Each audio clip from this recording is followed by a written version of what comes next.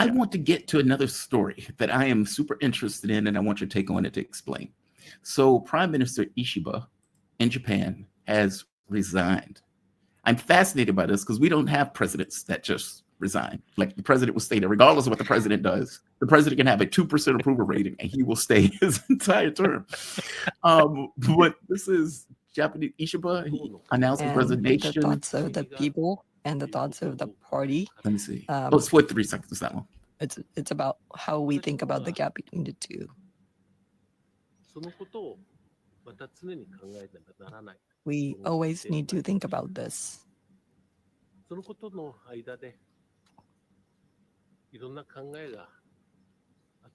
And I will not deny that there were various views on this. However, if the government is not functioning, this is not something that should happen for the benefit of the people, and that's why I decided to do this. That is impressive. I mean, that is so anti-American. Like, we don't do that. Look, if you're watching this from another country, let's say Japan or somewhere like that, and your governments actually do say, okay, this government isn't working, we're going to call it quits, this is for the best of the nation, etc. Any American watching that is going to be like, wow, people do that?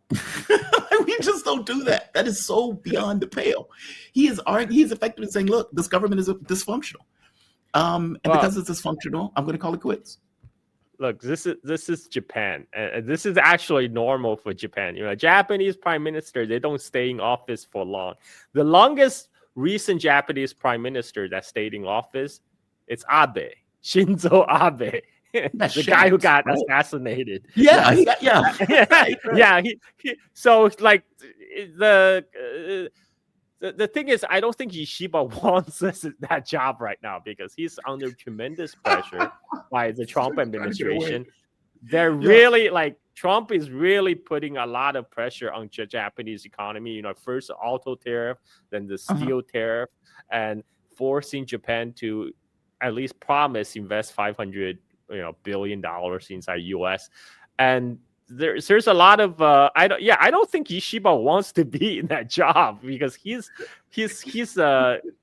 to deal with Trump essentially, and for Japan this is an existential problem because unlike China has a huge domestic market. Japan's economy absolutely depend on export and particularly export to United States, and when especially that the auto tariff. That hits Japan really hard. So they are, they're struggling. Japan is struggling. Japan, the economy hasn't been doing well. It's good for traveler because yen has depreciated a lot. Now Japan is actually relatively cheap to travel to now, but it's not good for the Japanese citizens and the Japanese economy. So I mean, I can understand why he want to quit.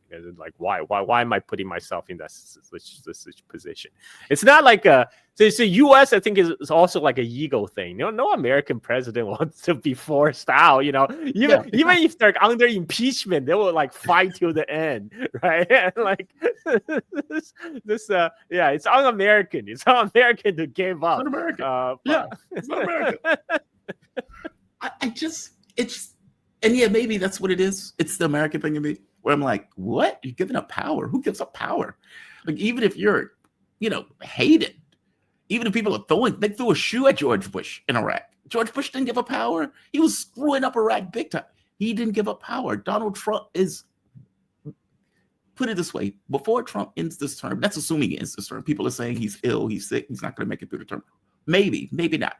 He will cling to this administration like grim death. They impeached Trump twice. They impeached him twice. And he still wasn't going anywhere. So that's what I mean. Like, I just assume that it's the ego thing for all world leaders who takes positions of power. And maybe you're right. Maybe his thing is like, dude, why am I putting up with this? And also, we don't know if he did it voluntarily. He could be forced out. I mean, a lot of Japanese prime ministers did. Like, for example, the former Japanese prime minister Hatoyama, who was present during China's victory parade, celebrating victory over Japan Day. He was there. He was apologizing. Wait, you mean an 80th anniversary? Yes, that was former Japanese Really? prime minister. Yes, but that's why during his tenure as Japanese prime minister, China-Japan tie actually warmed up. Well, guess what?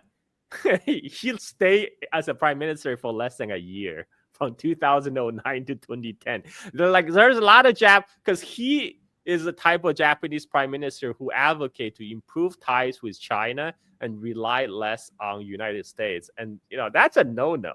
Like Japan is still an occupied country. People tend to forget. U.S. still station troops in Japan. U.S. still have a lot of say in internal Japanese politics. They will never allow an independent like Japanese foreign policy, and that's like outside of American control. So any Japanese politician who advocate reconciliation with China and chart a more independent foreign policy, independent of United States, they're going to get slapped down really quick.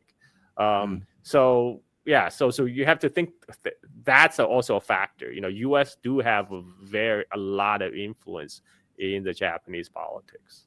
One of the things they mentioned were the tariffs. So is that also one of the reasons that Japan made this humiliating trade deal with the United States? The tariffs are biting into Japan. Now, to be fair to Japan, they said, well, look, we never said we were going to invest all of this, like 500 billion or whatever that number is. We never said that. But either way, right, it looks bad from the headline standpoint. Is it just the Japanese population also has feelings about what seems to be humiliation by a U.S. government? Well, the Japan has been they have been ritually humiliated for the last 80 years. I mean, I don't think it's anything new for the Japanese public at this point. They're probably numb to it. But Korea is a case to watch, because they are that spectacle of parading Korean engineers who are, these are white-collar worker, respected. They're getting chained up like criminals, be marching into, ICE prison. That is not going to go down well in South Korea at all. I mean, and this is a country that United States trying to get help with the U.S. its own Navy buildup. They got South Korea to invest in the United States naval shipyard, because they realize U.S. doesn't have the Navy build out capability that match that of China. So they're trying to get the Korean shipbuilders to help to invest in the U.S. shipyard. Again, they're going to go through the same thing, put Korean engineers on the ground to help set up the plan to do the tech transfer. Now they look at what happened. What just happened with their fellow Korean engineers being dragged off in chains. They're probably going to have second thoughts about that. So yeah, I mean, this is purely a political stunt for U.S. politicians to appeal to their own voters, like, oh, we're acting tough on immigration, right? I mean, but man, they're really sabotaging their own foreign policy right now. Right here. Here it is. Just so the audience can know what we're talking about. They put these people in hand and feet chains and waist chains as if they were criminals. These people were here legally, just so we're very clear. And they were leading them away, engineers, put them on a bus. And these people did nothing wrong. They were part of the Korean investment to build up battery plant in United States. So, I mean, forget about tech transfer at this point. They are brought in to get the plan running so they can employ more American workers, next year when it opens. But good luck with that.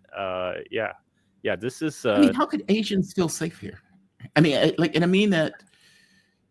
Like, if you look at the majority of, let's say, scientific occupations, or let's say scientific endeavors, China has the overwhelming majority of those things in regards to its leadership. The U.S., I think, has like 5. I mean, it's like an Australian study or something to that effect. You need Asians coming into the country, be it from China, South Korea, et cetera, and they're seeing images like that of innocent people of Asian descent being carted away in chains for doing nothing. Jamar, that can't be viewed. Jamar, that's why there's an exodus of Chinese scientists from the United States right now.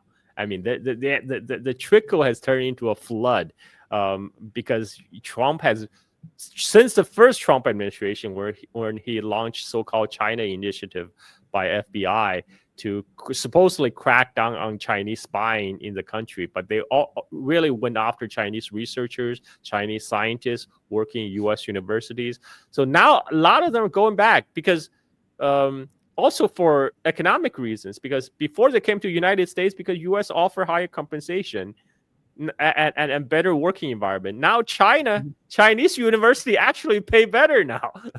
Actually, the pay compensation in China is actually pretty good. I mean, in terms of power purchase parity, they could have much better standard of living in China, of working the same jobs, and they don't have to put up with all these bullshit from the FBI. So now this is a massive reverse brain drain happening in United States. And this is a country that, they're putting all their eggs in one basket, in the AI basket, to hope to beat China.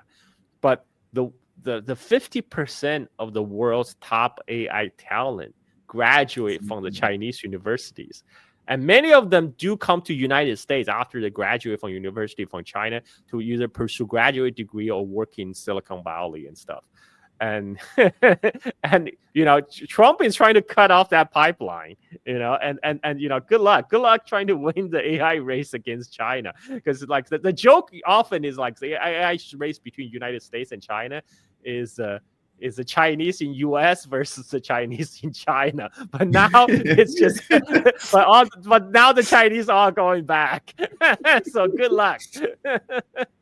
There also has to be this issue of self-pride too, right? Like, it's one thing when, how can I say this? Soft power, I'll use it in those terms, where a country, I'll use Russia as an example. How many Russians say that after the special military operation, and they saw the way that Russia was able to effectively dominate over all of these Western nations, they saw the standard of living in Russia increase. They saw the standard of living in all of these other countries in Europe decrease. Russia's economy moved to like number 4, something like that. And they looked at themselves differently when that happened, effectively saying all of this stuff that they were putting out against us was just false. Reality has asserted itself. I would imagine that China thinks the same. Yeah, Jamar, recently I put up a compilation of Chinese military parade from 1949 to 2025, the most recent one. I just uploaded to my channel, and I received so many comments from Chinese all over the world thanking me for putting up the compilation and telling me how proud they felt watching that 2025 parade. And they felt the pride of being Chinese. I mean, yes, you are absolutely right. I mean, now China's rise cannot be denied, and that is having an effect. That also draw a lot of people to come back to the motherland. People ask me, Carl, but why do you live in Bali? Well, Bali has the best surfing. But if China offer me citizenship, shit, man, I'll give up my U.S. passport in a heartbeat. So I no longer have to pay taxes to Uncle Sam. Because even though I live in Bali, I still have to freaking pay taxes to the Uncle Sam to support their endless wars. Thing. So because like places like Austria, places like that have this kind of tax exchange. I still have to pay, man. You always have to pay taxes, sir. Well, you do, but sometimes you can set the taxes. Can't get out. That's why all these wealthies they're all getting like UAE passport, or Steven Seagal, he got Russian passport, so he doesn't have to pay Uncle Sam taxes. Did you see that interview? They asked him like, "Why are you here?" He says, "I'm Russian," and walks away. Yeah. So wow. if President Xi Jinping, if you're watching this video, please help our brother out. Oh, that is too funny. I didn't realize that. Yeah, I didn't realize that. I mean, yeah, I guess me gallivanting around the globe, looking at places, I guess you get the chance to say, okay, where do you want to live? I don't know yet. I guess I haven't made a choice. I have to settle down somewhere. This body is going to fail at some point. I can't just keep going from place to place. So far, I like Jakarta, though. They're so different. Like Jakarta, Malaysia, Vietnam and Indonesia have similarities. Malaysia seems very different. Like it feels very different. Not to mention, I'm putting on weight in Malaysia in a way that I haven't necessarily done here. Well, what do you mean? What do you mean? How different? What did you feel was different? Like, for example, in Malaysia, Malaysia feels more like westernized. It is. It is. It is. It's because it was a British colony, right? And even though Indonesia was a Dutch colony for 300 years, but the Dutch, they just want to extract wealth from the country. They didn't want bother to even like teach the Dutch language to the locals, right? They actually they didn't want the locals to integrate into the Dutch culture because they prefer to keep the locals apart, and they didn't really feel like educating the locals in any case. At least a lot of the Malaysians, they grew up with like kind of the British English education, etc. Right. But the Dutch in Indonesia, they just it's all about wealth extraction for them, right? I mean, it's like, so they left very little trace in Indonesia. I think that's what you saw. I mean, that might be what it is. Yeah, even though Indonesia and Malaysia were both colonized and by different countries, but I think there was definitely the British left more of footprint in Malaysia, even more so in Singapore. If you went to Singapore, that's definitely even more. You'll feel more even more Western. But Indonesia. I mean, you can get away with English in Malaysia. Yep. In a way that you can't here. Yeah. Well, you can get away with English where I live in Bali, because Bali is a tourist island, so a lot of people do speak English in Bali. But in Jakarta, like because everybody just speak Bahasa. Yeah. In Malaysia, they're more portly. They're larger. I assume that's because of fast food in a way that I haven't necessarily seen here. Yeah. What? You're laughing. Everybody laughs when I say Malaysia that. But it's is true. Also, like the people are larger. It's true. Like it is true, because I actually saw like a chart. Somebody posted a chart of how all the Southeast Asians. Malaysia is actually the biggest. But it could Malaysia and Philippines. It could be because of Western food, right? There's a Western style fast food, and Malaysia is also wealthier. They're wealthier than Indonesia. I see. And like they have more. They have better infrastructure in Malaysia, and there's also a large percentage-wise. There's a larger Chinese population in Malaysia. There's a lot of visible Chinese influence in Malaysia as well. So yeah, it's different. Malaysia felt more. It felt easier to kind of just slide into. But again, the weight thing is real. Like, I put on so much weight. I know this sounds weird, but it's like across the street, Taco Bell, down the street, McDonald's, Burger King, a little bit ways, and they're everywhere. I'm telling you, man, it's because of Western food. It's Western food. I swear to God, it is. Here it's like rice, chicken. It's like your very basic staples, right? Try iga soup. I forgot to mention iga. That's soup? How. Iga, IGA. Iga is an Indonesian for ribs or beef ribs, and it's pretty good. They're either get the ribs by itself or rib soup. It's really good. It's pretty good, and it's not. And you can have it like non-spicy. So it's if I want you're the not spice. into. I like the spicy. Oh, you want spicy? You'll be fine in Indonesia. Everything is spicy here. Yeah, I like the spices. There's a Chinese restaurant downstairs. I have no idea what they're putting. Like, I don't even.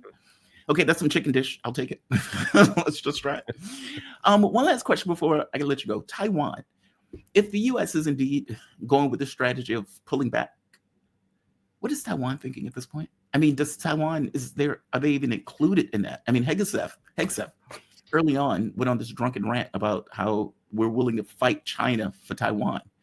Okay, dude, you just lost in Ukraine for Ukraine.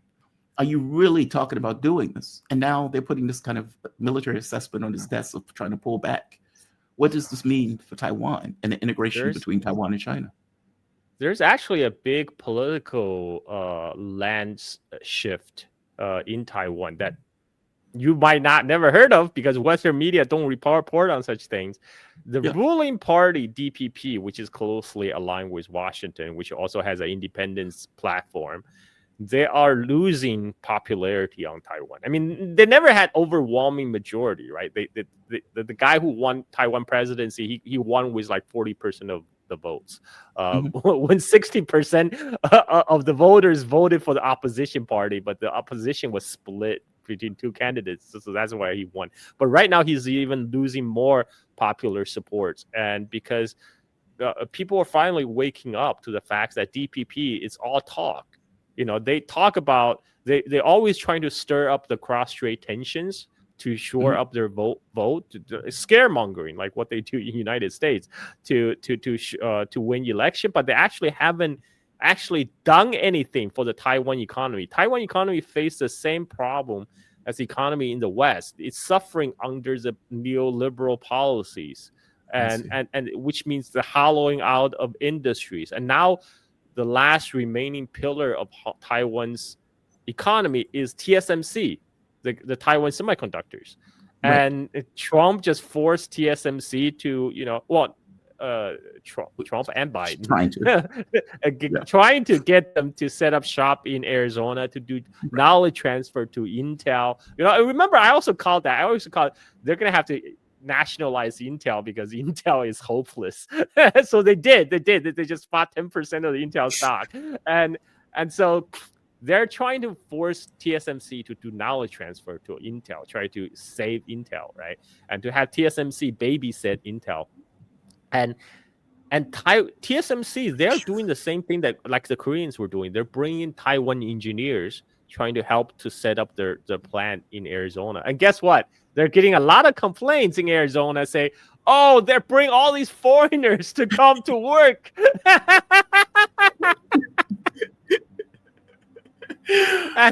And yeah, I mean, look at that South Korea, all these Taiwan engineers looking at the South Korean engineer being led away in chains. I mean, I think, they can just sign up with they can get a better compensation package if you go to mainland China.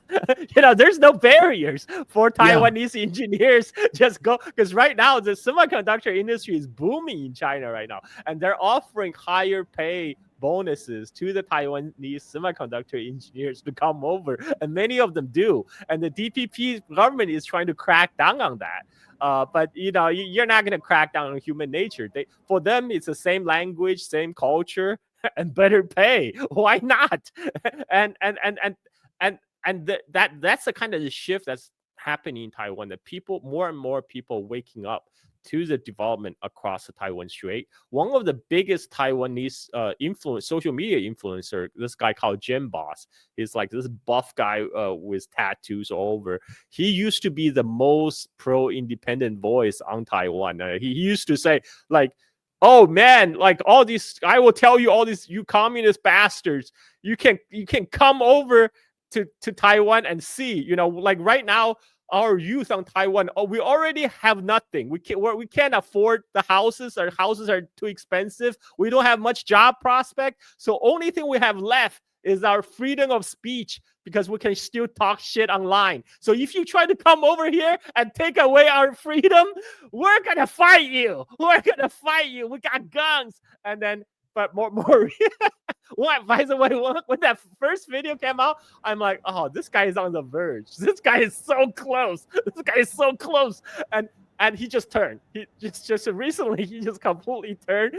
He traveled he did a whole tour of mainland China. Now he's saying, we're all brothers. Like there's no reason we should fight. So there's a huge generation shift on Taiwan itself.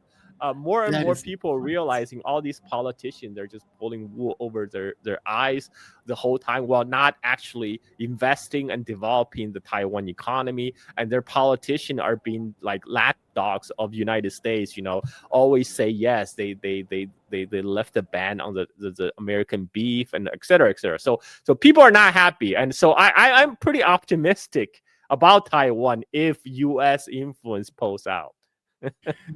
Carl, that is the funniest thing in the world is that this guy's on the edge. What's funny, right? When you're watching a YouTube channel, like it's a world, right? And especially if it's a person and the person is being straight with you. And if he's saying stuff like, we don't have jobs, we don't have anything here, we don't have homes, we don't have anything, just our voice. And it's like, dude, but don't you want other things? And maybe at some point that guy's going to realize that he wants other things. Maybe the way it's coming from his friend is the thing that's causing, just like he's on the edge, he's on the edge, he's gonna flip. Well, yeah. So I guess your point is, organically, Taiwan is going to move closer to China. It's inevitable on some level, and it's not necessarily going to have to be some kind of military campaign where China takes Taiwan. It's just going to be a political reality. Is that is that a legit prediction? Fair enough. Carl, you're fantastic, man. I'm sorry, the prayers are in the background. They've just started. They start around this time. It's going to go for a little bit, but it'll phase out. Carl Jha, host of Silk and Steel podcast focused on China and surrounding region and their history, culture, and politics. You can follow Carl on Twitter at Carl Jha. You can follow his podcast at Steel Silk N, letter N. And you can support the podcast on patreon.com/silk and steel. Check Carl out. Carl is fantastic. This is just a droplet of what Carl offers. Check out his Patreon, check out his podcast, all of those things. Carl, thank you for this, man. You be safe, okay? Thank you. Anytime, Jamar. Have a good one, man. All right. Carl is fantastic.